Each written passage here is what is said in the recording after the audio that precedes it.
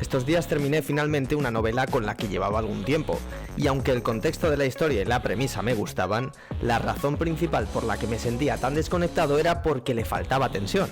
Me costaba seguir el ritmo y llegado el 80% de la historia ni siquiera sentía que el protagonista estuviera más cerca de la resolución de sus problemas. De hecho, durante la mayor parte de la historia no se percibía una amenaza real o una necesidad acuciante de solucionar sus conflictos. Para abordar este tema y aprender a generar suspense, hoy os traigo el caso de Enterrado, una película donde en el mínimo espacio se crea la mayor tensión cinematográfica. Eso y mucho más en Manuscript.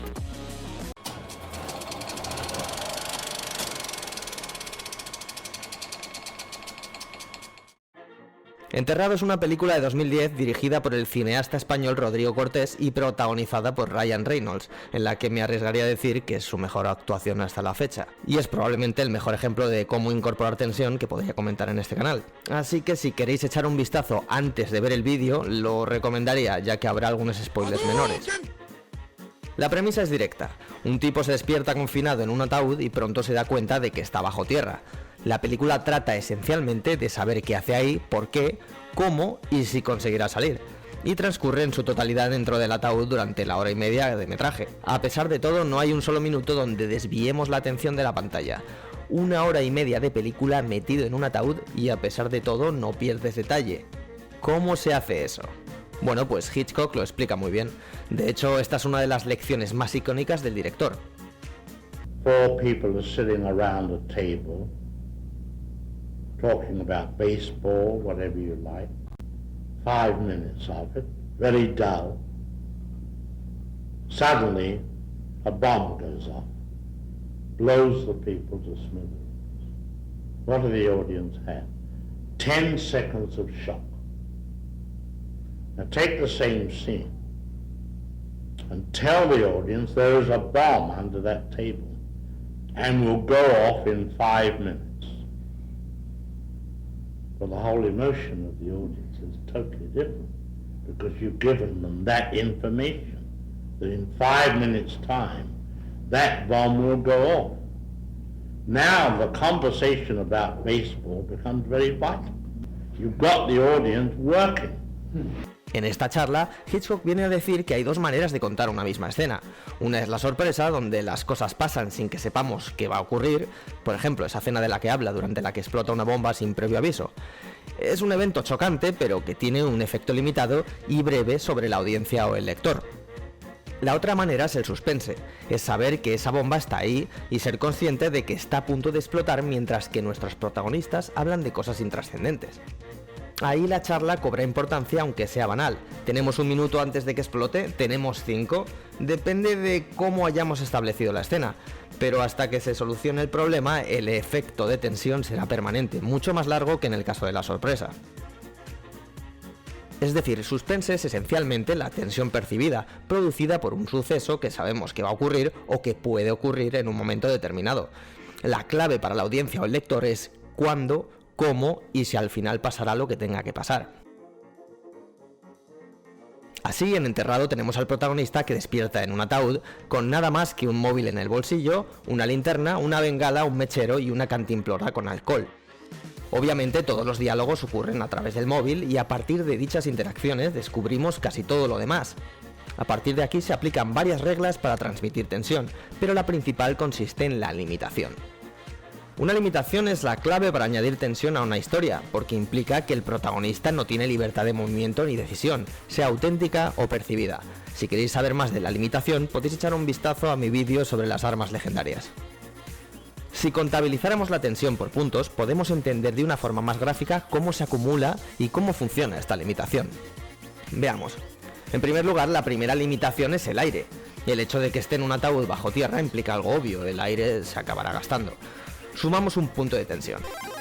Pero espera un momento, os he dicho que tiene un mechero, ¿verdad? Pues eso consume mucho más el aire, pero a la vez ayuda al prota a tener una referencia visual e intentar encontrar una manera de escapar. Esto lo puede hacer la linterna, pero esta también tiene una batería limitada. Esos son 2 puntos más de tensión.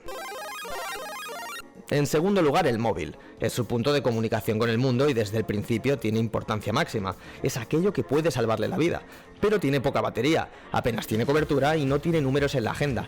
Además está en otro idioma. ¿Son eso 4 puntos de tensión?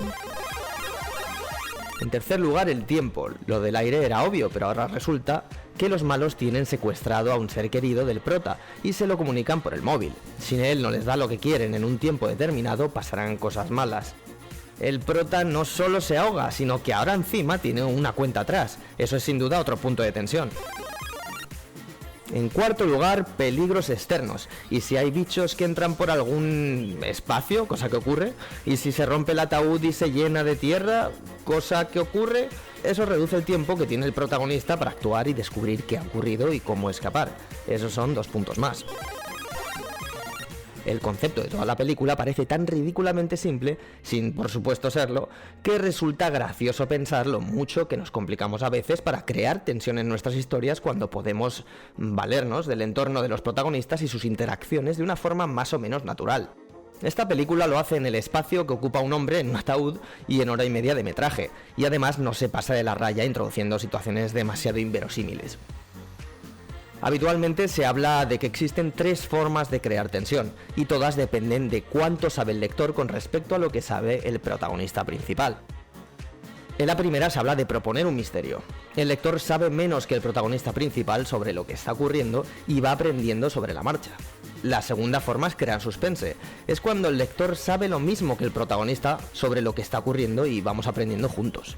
La tercera manera es incluir ironía dramática. Es cuando el lector sabe más de lo que sabe el personaje principal y solo está esperando al momento en que se descubra el pastel. En mi opinión, estas técnicas no son excluyentes las unas de las otras, pero de alguna manera se entienden como tal. Por ejemplo, podemos saber lo mismo que un personaje en ciertos aspectos de la trama, pero menos que él en otros. Es decir, en Enterrado no sabemos quién es el protagonista, pero tenemos la sensación de que él sabe cosas que nosotros no sobre lo que está pasando. Por ejemplo, no se sorprende cuando encuentra el teléfono configurado en árabe. Eso sería sorprendente para nosotros, pero para él no. Esto nos revela que quizá para él eso no es tan extraño, y puede darnos datos de la localización donde se encuentra. Existen varios misterios que figuran en la trama para los que en ciertos casos tenemos la misma información que el protagonista. Otros misterios tienen que ver más con lo que queremos saber nosotros de la situación que lo que quiere saber el protagonista. Generalmente, cuando se introduce un misterio, el suspense siempre parte de la historia, aunque puede ser mayor o menor dependiendo de cómo la desarrollemos. Antes de comentaros más técnicas que podemos usar, me gustaría pedirte que si te gustan estos vídeos y quieres más contenido, le des al like y te suscribas al canal. Hasta ahora casi un 60% de las visualizaciones pertenecen a no suscriptores recurrentes y no estaría de más rebajar esa cifra. Seguimos. Para incrementar la tensión en la historia podemos utilizar algo que también tiene lugar en Enterrado y que Blake Snyder, autor del famoso libro Salva al gato, define como conflicto forzado. Esta técnica se basa en la idea de revisar el conflicto particular de una escena y tratar de añadir una segunda capa que dé más movimiento. En el caso de Enterrado tenemos el hecho de que el personaje tiene un móvil con el que comunicarse, pero está casi sin batería y además casi no hay cobertura. Si esto no fuera así, nos sentiríamos mucho más relajados al saber que puede hacer llamadas en cualquier momento, pero nos interesa lo contrario, que cada minuto cuente y que la percepción de si logrará salir indemne cada vez sea más difusa. Otra técnica de la que también habla Snyder se llama Bad Guys Closing In, o Los malos se acercan, y esencialmente consiste en introducir más conflictos y mucho más seguidos hacia el final de la película. En Enterrado, además de la batería del móvil, unas sacudidas causadas por un bombardeo hacen un agujero en el ataúd por el que entra tierra, y además casi no le queda oxígeno, y además una serpiente se cuela por el agujero. Todos estos bits o golpes se suceden simultáneamente y con más velocidad en el último acto, señal de que estamos llegando al clímax, aumentando como tal la tensión. Blake Snyder pone ejemplos de películas de acción, así que por daros otra idea, si pusiéramos otro ejemplo donde sí hay malos acercándose, podríamos hablar de cómo en Matrix, hacia el final de la película, Neo se queda solo, sin soporte, una vez ha sacado a Morphe y a Trinity de Matrix. Los agentes le van persiguiendo, no solo uno, sino los 3, y además, en el mundo real la nave es perseguida por los pulpos mecánicos esos, por lo que existe el factor añadido de que si Neo no regresa a través de un teléfono cuanto antes, podría morir al ser desconectado. Pero es que además todos los agentes están encima de él en el mundo de Matrix. En Enterrado el director es consciente de que al no poder desplazar al personaje debe usar otros recursos para aportar dinamismo. Utiliza una técnica que no es posible ejecutar de forma tan visual en la escritura, pero que funciona muy bien en el cine, y es el código de color. La luz del móvil es azul, simboliza la esperanza, la salida. Y el amarillo de la linterna y el mechero simbolizan el optimismo, aunque es el color base de la peli. Es como decir, vale, tenemos herramientas, podemos hacer algo, vamos a buscar la manera, etc. El verde se utiliza más entre escenas, aunque también como transición entre momentos de tensión. Simboliza la pausa, la calma y es la luz de la bengala. Por otra parte, el naranja y rojo simbolizan el peligro y la ansiedad, que surgen cuando las cosas se están poniendo cada vez más feas. La oscuridad obviamente también se usa y es un recurso, y lo hace en muchos casos de forma gradual. Es la negatividad y en las escenas donde la luz va desapareciendo implica la desesperanza creciente.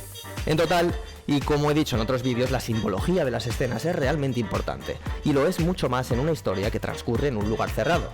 Como podéis comprobar, no se necesitan grandes entornos y sucesos complejos para generar tensión en una historia. Es más un ejercicio de revisión, observación y ejecución.